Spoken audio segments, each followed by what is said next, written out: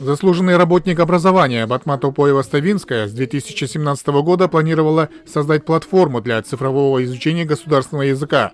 Главная цель данной программы – создать удобную и эффективную цифровую среду для изучения госязыка с учетом уровня знаний пользователей, используя мультимедийные и интерактивные технологии.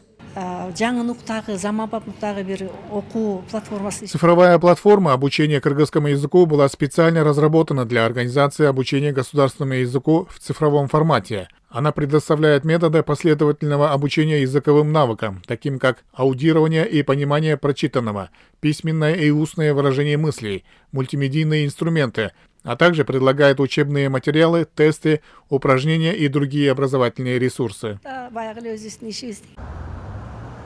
Министерство образования и науки отметили, что в рамках государственной программы «Алтын Казык» по развитию кыргызского языка в цифровом варианте во всех регионах проводятся мероприятия.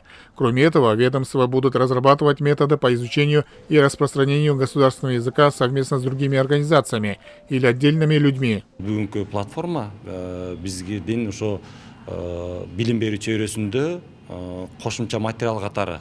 Данную платформу мы планируем использовать как дополнительный материал для изучения госязыка. Сами знаете, сейчас дети лучше владеют гаджетами, и подобные материалы они будут быстро осваивать. Отмечу, что данную платформу могут использовать и преподаватели кыргызского языка. Также у нас много студентов из других стран, и им будет удобно общаться на кыргызском языке, используя данную платформу. Данной платформой могут пользоваться наши граждане, которые хотят улучшить знания государственного языка.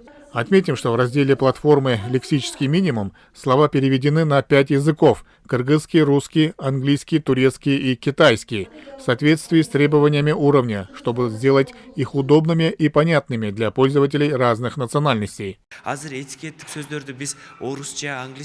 На этой платформе каждый гражданин может научиться грамотно говорить на кыргызском языке. Тут описаны каждые разделы грамматики.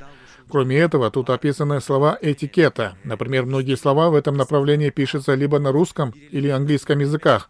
Теперь эти же слова можно говорить на кыргызском. Одним словом, удобная вещь. Цифровую платформу по изучению кыргызского языка по согласованию с Министерством образования и науки планируется внедрить в школы и вузы. Авторы платформы отметили, что в ближайшее время продолжат разрабатывать и дополнять информацией данную платформу. Эрмек Куренкеев, Эльдар Анарбеков, ЛТР Бишкек.